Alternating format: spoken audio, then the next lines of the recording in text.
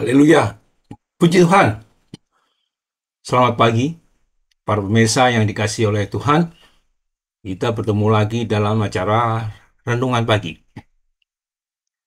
Sekali lagi, selamat pagi untuk para pemirsa yang sedang sarapan pagi, atau sudah di perjalanan untuk berangkat bekerja, atau sedang cuti bersama keluarga di rumah atau di tempat-tempat wisata yang lainnya.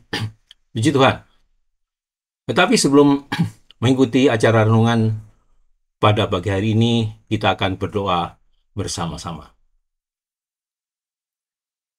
Bapa dalam surga, di tempat yang maha tinggi, yang kami kenal dengan nama Tuhan Yesus Kristus. Pagi hari ini kami akan mendengarkan sebagian dari firman-Mu. Engkau sucikan hati kami, sehingga kami dapat mengerti sabda-Mu. Biarlah urapan Roh Kudus yang akan memberikan hikmat dan pengertian yang lebih dalam lagi, sehingga firman-Mu dapat kami terima dengan sepenuh hati sebagai pedoman dan kekuatan bagi kehidupan kami sehari-hari.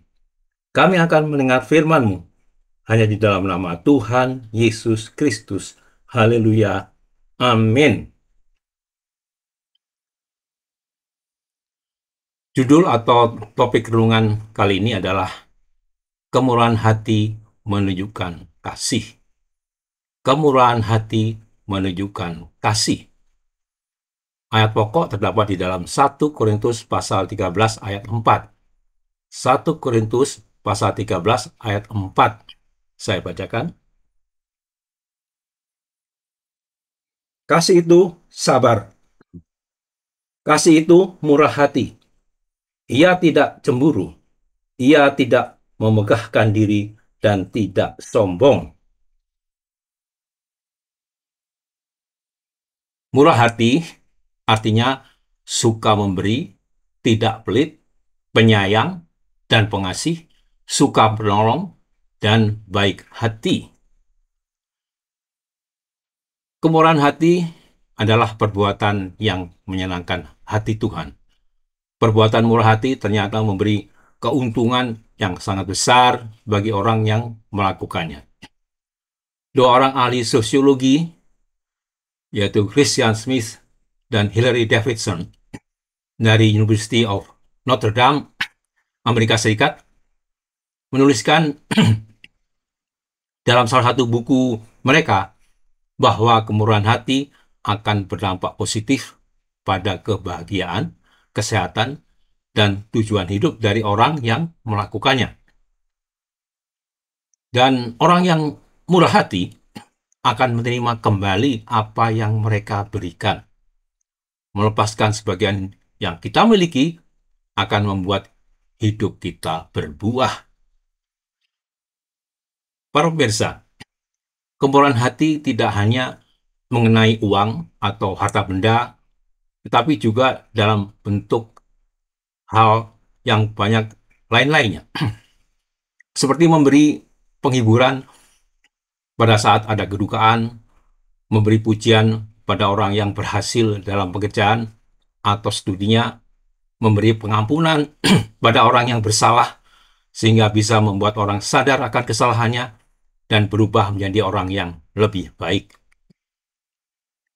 Sementara itu, ada orang yang perhatiannya hanya terpusat pada dirinya sendiri. Semuanya hanya diukur dari sisi menguntungkan atau merugikan. Kalau menguntungkan, segera saja diambil. Tetapi kalau merugikan, tidak segan-segan untuk ditolak. Sehingga hal inilah yang akhirnya menimbulkan rasa tidak puas atau tidak mensyukuri dengan segala berkat yang sudah diberikan oleh Tuhan kepada dia. Para pemirsa, di dalam Alkitab banyak kisah tentang kemurahan hati yang lebih dari sekedar membantu sesama. Hanya dari sudut keuangan saja. Kemurahan hati dalam Alkitab didasarkan kepada segala perbuatan, sikap, perilaku dari Tuhan Allah sendiri, seperti yang dipesankan oleh Tuhan Yesus yang tertulis di dalam Lukas pasal 6 ayat 36. Lukas pasal 6 ayat 36 yang bunyinya demikian, "Hendaklah kamu murah hati, sama seperti Bapamu adalah murah hati." Sekali lagi saya bacakan, "Hendaklah kamu murah hati, sama seperti Bapamu adalah murah hati." Pesan ini dengan jelas menyatakan bahwa kemurahan hati kita seharusnya mengikuti bentuk kemurahan hati Allah Bapa yang begitu besar kasihnya kepada anak-anaknya, dan kemurahan hati seperti ini tidak hanya bicara soal materi, tetapi lebih jauh lagi menyangkut banyak hal. Satu bentuk kemurahan Tuhan yang luar biasa adalah keselamatan yang telah diberikan kepada kita sebagai suatu pemberian atau anugerah.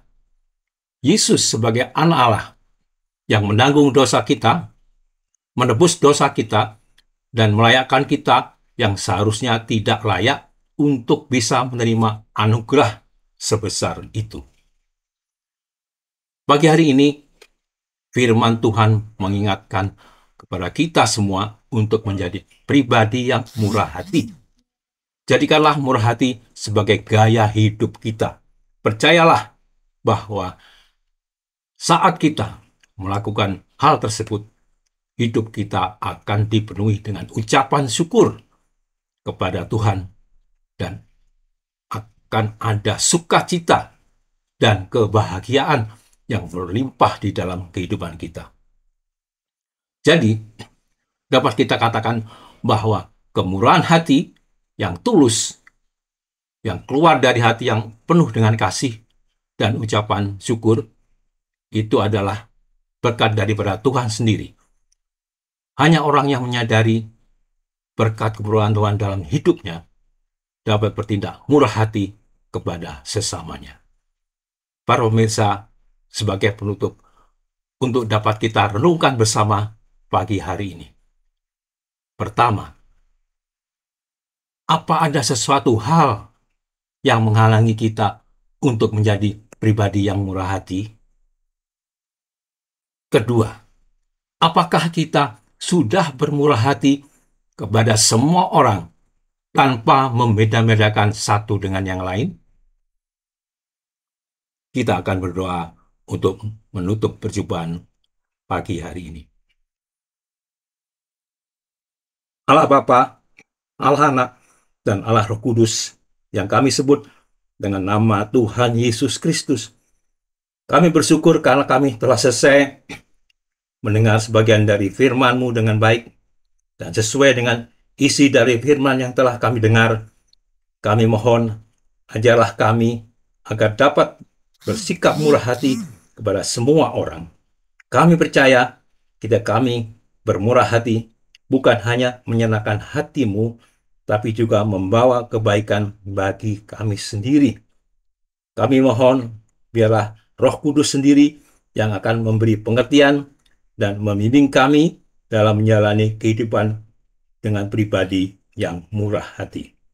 Terima kasih Tuhan, kami berdoa dan mengucap syukur pagi ini hanya di dalam nama Tuhan Yesus Kristus. Haleluya. Amin.